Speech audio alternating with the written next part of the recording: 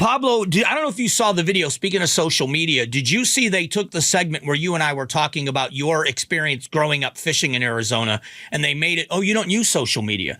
Don't say that. Well, you don't. I mean, you're not a big social media guy. But I saw the video. You did. Yeah. It was great. It was great. It was terrific. We were talking about angling and how the hunters in Arizona. The real environmentalists, the ones that have a real stake, that are invested in real environmentalism, which is preserving the herds, preserving the schools of fish, preserving the land and the air and the water. I don't know that there is anybody more concerned about that than the people that either make a living off the land, or use it in that way like you did. And it was such a part of your childhood because it was passed on to you by your father. Yes, it was. What did you say right now? People making a living off of it? Yeah, the farmers and ranchers. Oh, gotcha. Okay, yeah. Oh, I love those. To me, farmers are the heroes of America. They are. So you know that. I don't know if I've ever said that on this show, but to me, yeah, the people those are the true environmentalists. And it feels like that has been hijacked. The environmentalists, people who really care for their environment. And versus the activists. Correct. And that's the problem is when you have to start the conversation with me defending myself that I actually do care about clean air, water, and then that's not a place to start the conversation. You can say that I'm wrong, but you can't tell me that you care more than you. That's not a fair conversation. No.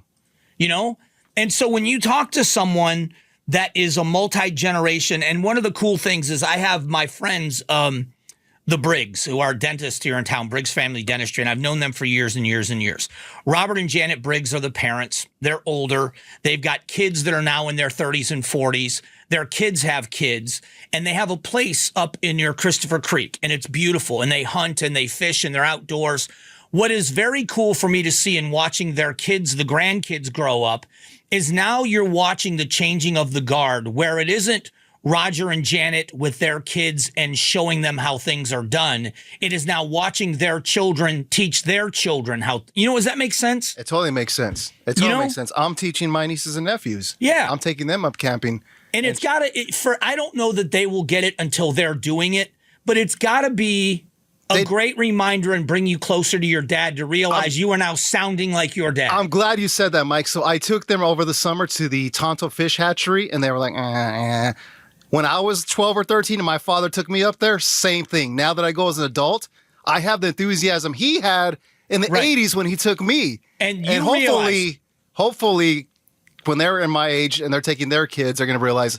You realize now how important it was for you. Oh, yes. Just absolutely. like your dad your dad knew better. He did. And so now you know that this is an important thing for them to recognize. And really, if we're going to create people that are that environmentally conscious, looking at the reality of being able to fish and hunt, but we have to make sure that it's there forever.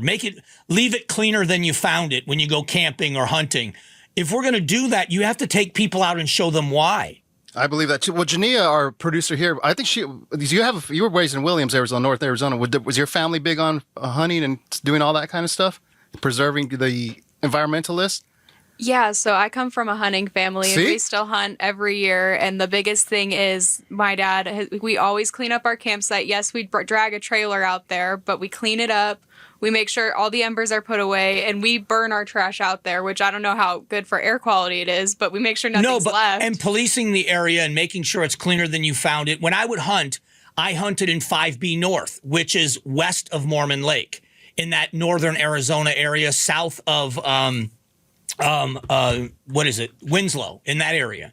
And it's just an absolute, you just can't not be in awe of what you're witnessing. Well, just like speaking, we were talking about Jania, an example. Jania's in her teens still, and when she has kids, she's gonna show them how to take care of a campground and dispose of the embers and whatnot stuff, just like her parents taught her. An Arizona thing, and how important it is for people that grow up in that environment, like both of you have. When you grow up in it, and then you take your kids or your family members to it someday, or when you go as an adult, you actually feel the connection with family members, and you want it to be there for the next gen. It's important for you to pass it on. You realize you're not the owner, you're the steward. You are the ones to take it. It doesn't mean you don't use it. The use of it is what makes the memories. It's passing it on. It's funny you said that, Mike, the memory thing. I lost my father 2.5 years ago, and I went back up north for the first time to the Mogollon Rim, where he took us every summer 2 or 3 times. I didn't cry. I didn't have a feeling of like sadness. There was just a feeling of gladness, and I kind of felt like part of his spirit was up there somewhere. The connection. Yeah.